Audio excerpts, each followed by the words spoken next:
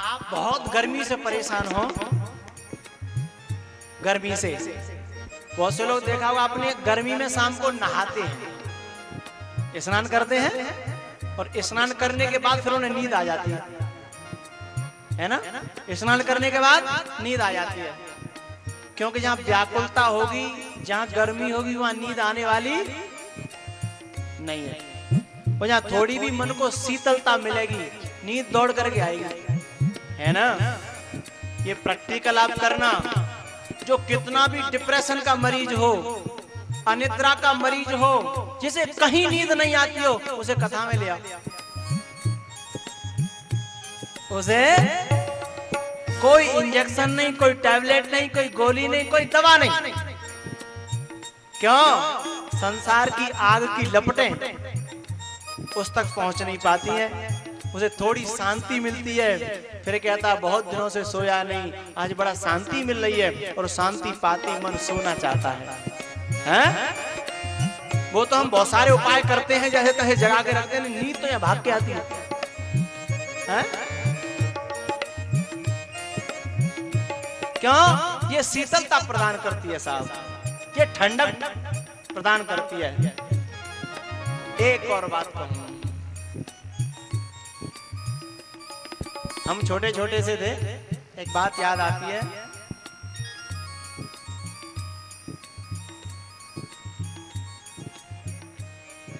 एक पीपल का पेड़ था, उस पर एक बहुत बड़ी मधुमक्खी अपना छत्ता बनाए। बच्चों तो होते ही है उठपटांग, सब में से एक बालक था, उसने एक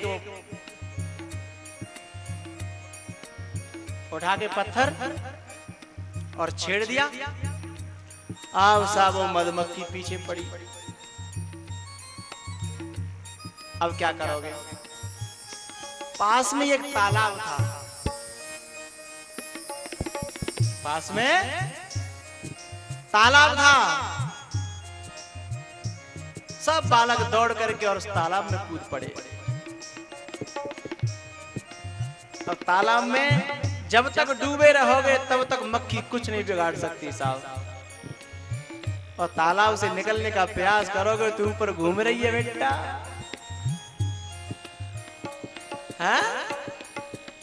है ज्ञान की ये गंगा,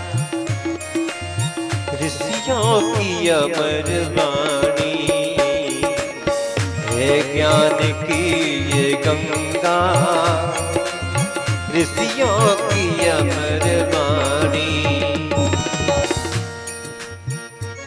भैया इस सरोवर के, इस तालाब के बाहर जैसे ही पहुंचोगे, फिर वो डंक मारना चालू करती है ना। आप सब लोग अनुभव करते हो कि नहीं करते हो? बोले महाराज पांडाल में बैठे हैं तब तक तो खैर बात अलग है, पर जैसे ही बाहर निकलते हैं फिर बात कुछ और होती है ना।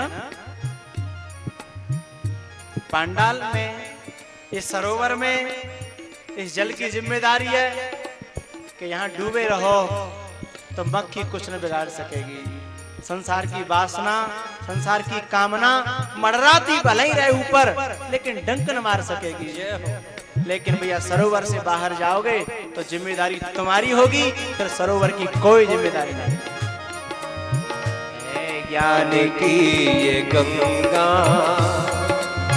ऋषियों की अमर वाणी, ये विश्व भारती है, ये विश्व भारती है, वीरों की आरती है नित नई पुरानी, है नित नई पुरानी, ऋषियों की अमर वाणी, है ज्ञान की ये गंगा, ऋषियों की अमर वाणी। तो परीक्षित जी को आग लग गई है साहब, इसलिए भाग पड़े हैं कहां? गंगा की ओर।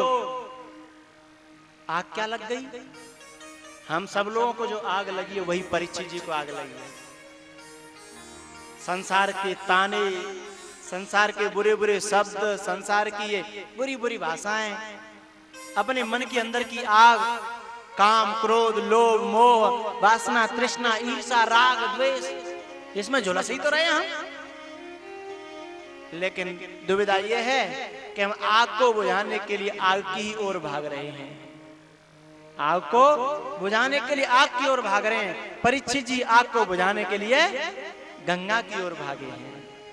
बोलो बाल कृष्ण भगवान की।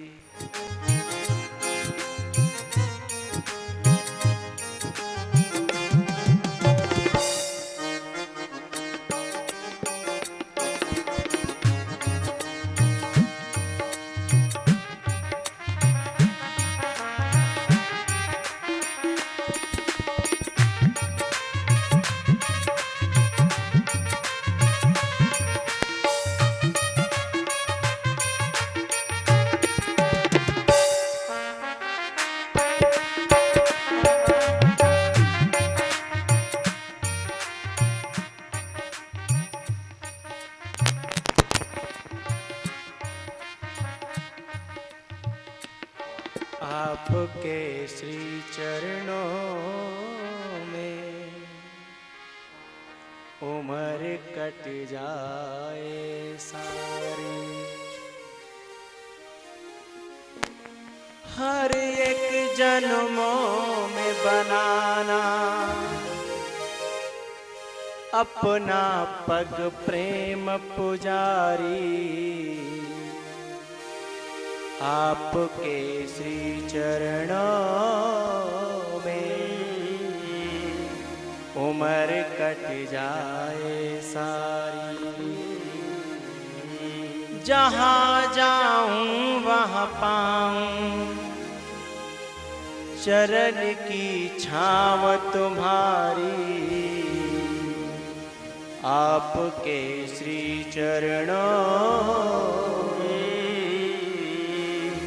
उम्र कट जाए सारी, उम्र कट जाए।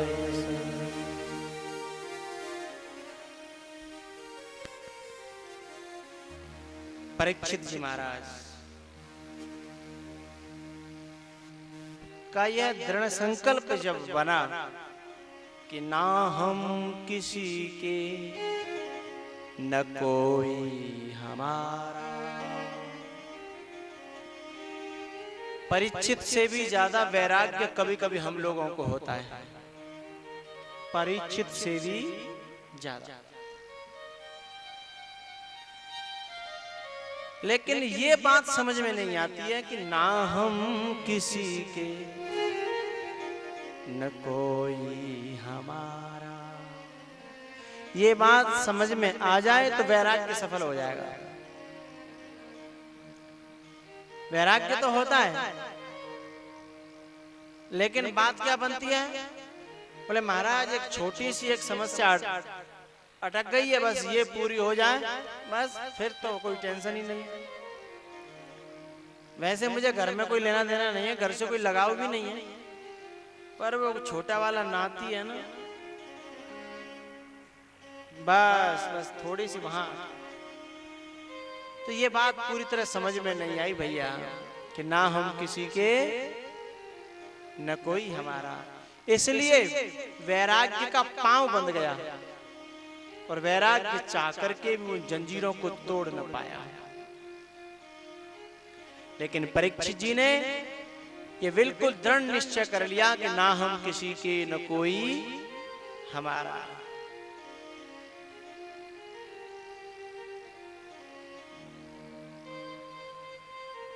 भैया परीक्षित जी कहां पहुंचे? गंगा के किनारे। गंगा मैंने बताया भगवान की कथा। और काय के नीचे बैठ गए? बरगद के पेड़ के नीचे, शुक्रताल में, जिसे शुक्र तीर्थ भी कहते हैं। बरगद के पेड़ के नीचे और गंगा के तट पर। बहुत से लोग गंगा के तट पर तो रहते हैं, लेकिन छाया बरगद की नहीं होती, छाया पीपल की होती है। बरगद में पीपल में मूल अंतर है। जब चंचलता का कोई उदाहरण देना होता है तो गोस्वामी जी कहते हैं कि पीपर पात सरिस मन डोला। चंचलता। और बरगद की जब बात आती है तो गोस्वामी जी कहते हैं कि बट विश्वास अचल निज धर्मा।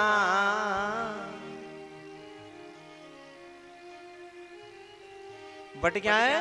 विश्वास। और विश्वास एक बार कहीं अपने जड़ जमा ले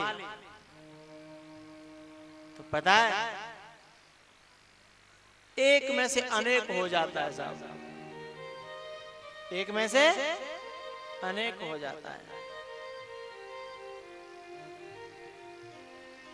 इटावा के राजकीय उद्यान में कभी आप गए हो तो उसके गेट के जस्ट सामने एक बरगद का पेड़ है। कभी उपजा होगा तो एक होगा वो, लेकिन आज आप देखोगे तो एक नहीं है वो। उसने अपनी अनंत शाखाएं फैला करके और शाखा में से जटा नीचे गिर करके और फिर अलग अपना एक लंबी अस्तित्व बना लिया है। हाँ? विश्वास, असली विश्वास वो है जो जम करके फिर कोई उखाड़ न सके, जमता हुआ चला जाए, जमता हुआ चला जाए। और ऐसे विश्वास की छाया में जब साधक बैठ जाए तो फिर परमात्मा स्वयं आता है। सुखदेव जी स्वयं चल करके आए, व्यास जी स्वयं चल करके आए, पाराशर स्वयं चल करके आए, कपिल मुनि स्वयं चल करके आए, अनेकों सिद्ध महापुरुष। और विश्वास न हो तो आया हुआ परमात्मा भी किनारे से निकल जाएगा, तुम्हें मिलेगा नहीं। दुर्योधन के सामने से परमात्मा बार बार निकला, लेकिन दुर्योधन को मिला नहीं मिला। शूर्पणखा को साक्षात परमात्मा से बात हुई, लेकिन शूर्पणखा को परमात्मा मिले नहीं मिले, बात होने के बाद भी न मिल सके।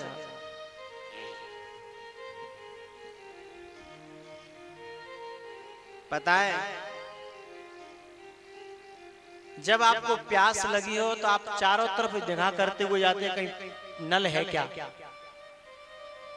कहीं नल है, कहीं कुआं है, कहीं कोई प्याऊ पिलाने वाला कोई है क्या। प्यास लगी हो तो, और प्यास न लगी हो तो कितने भी नल निकल जाएं और आप गाड़ी में बैठ के चले जा रहे हैं, आपको कोई नल निगाह नहीं पड़ेगा, है ना। और जिस समय जोर की प्यास लगी हो तो एक भी नल आपकी आंखों के सामने से निकल ना पाएगा, निकल जाए भैया। नल की खोज के लिए, पानी की खोज के लिए पानी का होना जरूरी नहीं है, पानी की प्यास का होना जरूरी है। पानी की प्यास जग जाए तो तुम पानी तो खोज ही लोगे, लेकिन प्यास न हो तो पानी के किनारे भी तुम पानी को न खोज पाओगे। परमात्मा को खोजने की प्यास सुमति क्षुधा बाढ़त नित नई, विषय आस दुर्बलता गई। पानी की प्यास जग जाए, परमात्मा को पाने की, शांति को पाने की, अथवा मानव का जीवन जिस लिए मिला है उस तत्व को प्राप्त करने की प्यास जग जाए तो वो तत्व दूर नहीं है, हमारी प्यास में कमी है, इसलिए हमें दिखाई नहीं देता। प्यास जगाने की आवश्यकता है। तो सुखदेव जी में प्यास जगी है साहब। देखो प्यास जगे तो पानी के पास हमें जाना पड़ेगा, क्योंकि पानी जड़ है।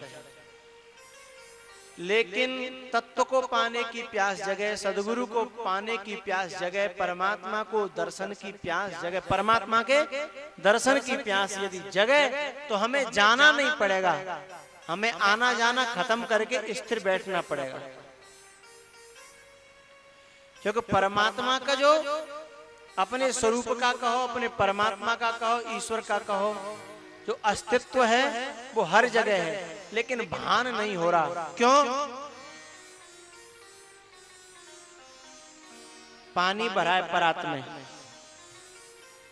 और उसमें हम अपना मुख देखना चाहते हैं, लेकिन पानी हिल रहा है। देख लोगे चेहरा? हाँ? नहीं देख पाएंगे। क्यों? क्योंकि वो हिल रहा है। अच्छा, हिल तो नहीं रहा, पानी तो शांत है, लेकिन उसमें गंदगी इतनी है बहुत ज्यादा। तो देख लोगे? नहीं देख पाओगे ना। तो पानी स्वच्छ हो और ठहरा हो, तो फिर आपको अपना मुख देखने के लिए कहीं दूर और कहीं जाना पड़ेगा?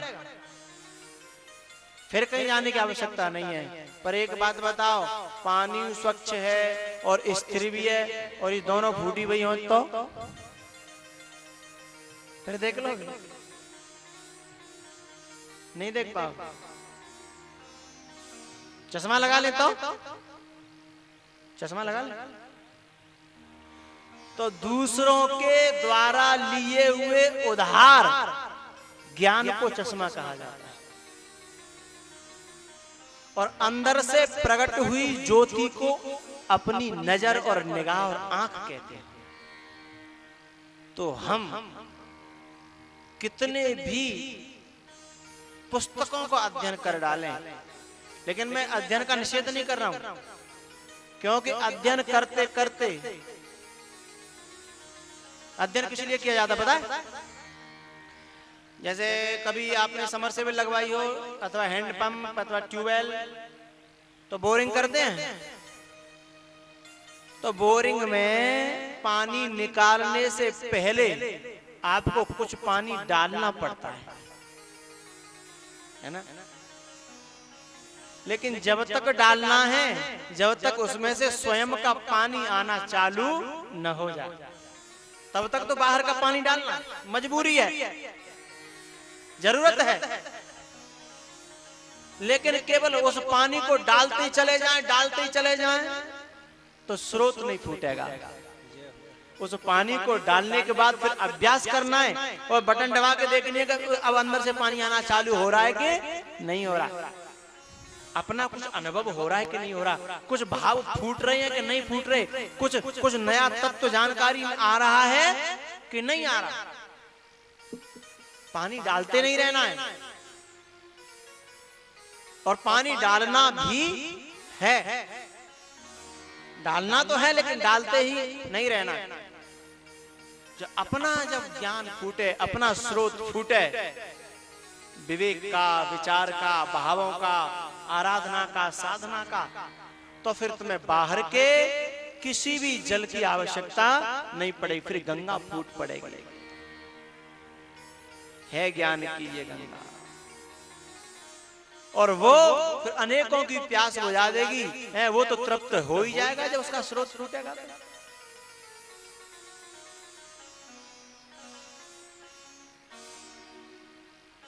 ध्यान दीजिए, तो उस परात में, अपना जल में अपना मुख देखने के लिए आंखों का भी जरूरी है। निज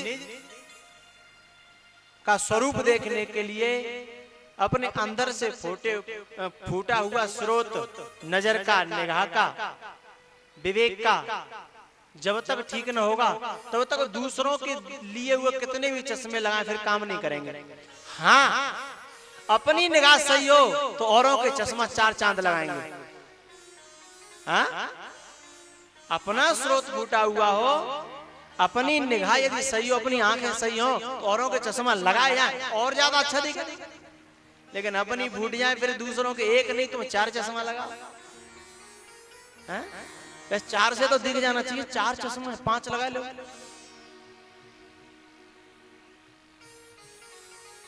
एक दुकान पर लिखा था कि यहां चश्मे के द्वारा पढ़ाया जाता है, चश्मे के द्वारा पढ़ाया जाता है। लोग आ रहे थे, अंदर जा रहे थे। एक रोड के उस किनारे एक आदमी बैठा बैठा बहुत देर से देख रहा था कि यहाँ लोग आते हैं और अंदर से चश्मा लगा के निकलते हैं। वो वहां से थोड़ा और नजदीक आया और उसने देखा कि वो जो अंदर बैठा है डॉक्टर, वो पहले एक चश्मा लगाता है, फिर कहता है देखो अक्षर को पढ़ो, समझ में आया? उसने कहा अभी नहीं आया, उतार दे। फिर दूसरा लगाता, तीसरा, चौथा। तो एक ने एक चश्मा ऐसा आता था कि वो कहता हाँ हाँ हाँ हाँ मैं पढ़ सकता हूँ अब। तो जो बाहर बैठा हुआ व्यक्ति था बोले ये काम बढ़िया। बोले कोई ना कोई चश्मा ऐसा सेट होता है कि आदमी पढ़ना चालू कर देता। उसने वो अंदर गया, वो भी जाकर के बैठा, बोले मुझे भी। उसने चश्मा लगाया, बोले देखो कुछ समझ में आया? बोले नहीं। दूसरा चश्मा लगाया, बोले कुछ समझ में आया? बोले नहीं। अरे बोले वो अक्षर दिखता नहीं? बोले दिखता है। तो बोले पढ़ो, बोले अभी समझ में नहीं। उसने कोई तो 4 चश्मे में टेस्ट हो जाता था, कोई 10 में ज्यादा से ज्यादा, लेकिन वहां के 20 उतर गए। बाकी दुकान में जितने नंबर थे उसने सब चेक कर डाले। उसके बाद उसने पूछा कि तुम पढ़े भी हो कि नहीं? बोले पढ़े का एक हुए। बोले पढ़े होते तो फिर दुकान में क्यों आते? हमें तो किसी ने बताया था कि चश्मे के द्वारा पढ़ाया जाता, तो हम पढ़ने आए थे। बोले जब तक अंदर से न पढ़े होगे, जिसे तुम बाहर पढ़ना चाहते हो, पहले अंदर पढ़ाई में आ जाए तो बाहर पढ़ पाओगे। और अंदर पढ़ा हुआ नहीं है तो 50 और चश्मा लगाओ, पढ़ाई में आने वाला अंदर पढ़ाई होनी जरूरी है। आंखें तो खुली हो, पढ़ाई अंदर की तो हो।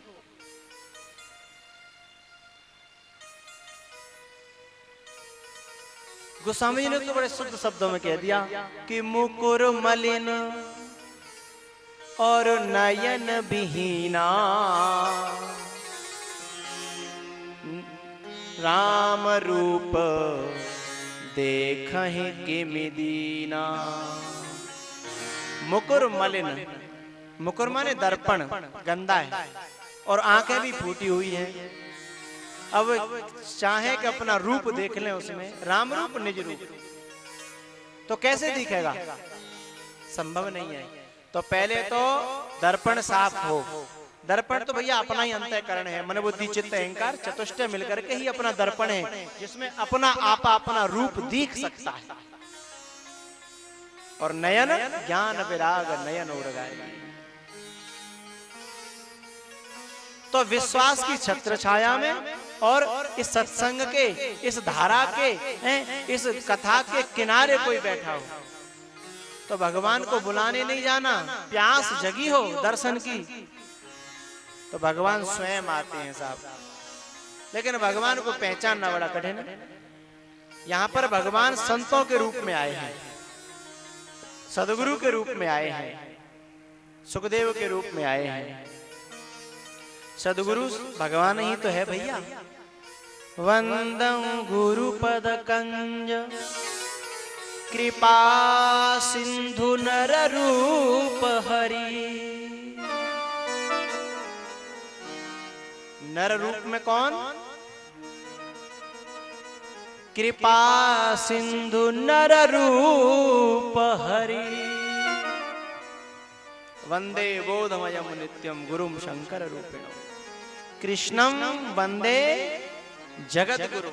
वो जगत का गुरु ही कभी कृष्ण बन के आया, कभी राम बन के आया, कभी सुखदेव बन के आया, कभी कोई महापुरुष नानक बन करके आया, तो वो कभी कुछ बन करके आया।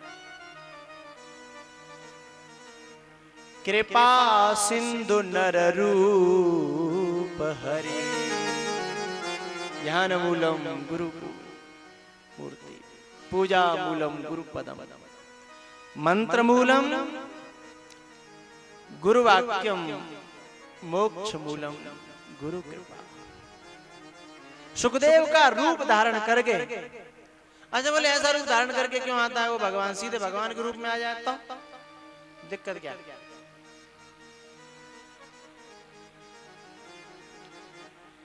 बिजली तुम्हारे घर में बिजली के रूप में आके गिर पड़े तो